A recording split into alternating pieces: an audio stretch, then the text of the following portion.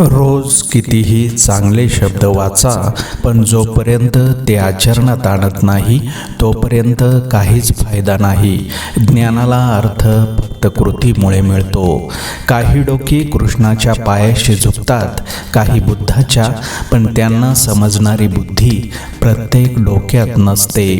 माणसं जोडताना लक्षात ठेवा, प्रत्येक झाड फळ देतच असं नसतं. काही झाडं सावलीसाठी ठेवावी लागतात. नशिबाच्या खेळात संसाराचा मेळ साधताना प्रत्येक पाऊल नात्याचं सुंदर उदाहरण देऊन जातं. परिस्थिती हाताळण्याचं कौशल्य ज्याच्याकडे असतं तोच जग जिंकतो. पदरी अपयश आलं की कोणीही संबंध ठेवत नाही, पण यश आलं की नसलेली नातीही बोलती होतात.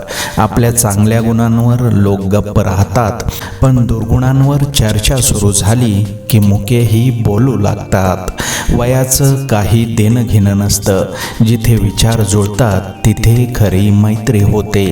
प्रत्येक दिवस चांगला असेलच असं नाही, पण प्रत्येक दिवसात काहीतरी चांगलं असतंच. चांगले दिवस यायचे असतील तर वाईट दिवसांशी झुंजावे लागते. अडचणी कितीही असल्या तरी चिंता केल्यावर त्या वाढतात, शांत राहिल्यावर कमी होतात, संयम ठेवला तर संपून जातात, आणि परमात्म्याचे आभार मानले तर त्या आनंदात बदलतात.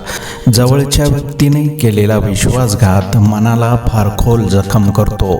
चित्र हाताचं असतं, पण चरित्र मनाचं असतं. आयुष्य आनंदी ठेवायचं असेल तर स्वाद आणि वाद यांचा त्याग करा. स्वाद सोडल्यावर शरीराला फायदा होतो आणि वाद सोडल्यावर नात्याला. पुस्तकाच्या पलटणाऱ्या पानांपेक्षा आयुष्याची पानं अधिक शिकवतात. ज्यांच्या पायांना ऊन, वारा, पाऊस, पाणी सहन करण्याची सवय असते ती पावलं कधीच थकत नाहीत. शंकेला इलाज नाही, स्वभावाला औषध नाही, चरित्राला प्रमाणपत्र नाही, शब्दापेक्षा काही तिखट नाही, आणि मौनासारखं उत्तम साधन नाही. स्वतःवर विश्वास ठेवा. एक दिवस असा येईल की घड्याळ दुसऱ्याचा असेल, पण वेळ तुमची असेल. नीतीने जगण्यावर संकट येतात, पण देव त्यांना उद्ध्वस्त होऊ देत नाही. अस्तित्वावर प्रश्नचिन्ह निर्माण झाल्याशिवाय स्वाभिमान जागा होत नाही. सहिष्णुता ही आपल्या शक्तीची सर्वोच्च पातळी आहे, आणि बदला घेण्याची इच्छा ही आपल्या कमकुवतपणाची पहिली खूण आहे. आयुष्यात काही करून दाखवायचे असेल तर आपण काय करत आहोत यापेक्षा आपण काय होऊ शकतो याचा विचार करा. आयुष्याच्या वाटेवरचा प्रवास कधीच ठरवून करायचा नसतो. जशी वळणं येतील तसं वळावं लागतं. नाती आणि बर्फाचा गोळा बनवणं एक सारखंच असतं. बनवणं सोपं, पण टिकवणं अवघड असतं. दोघांना वाचवण्यासाठी कायम थंड ठेवण्याचा प्रयत्न करा. आंधळा माणूस मंदिरात गेला, लोक म्हणाले देवाला पाहू शकणार का? आंधळा म्हणाला, माझा देव मला पाहतोय ना. दृष्टी नाही तरी दृष्टिकोन चांगला असावा.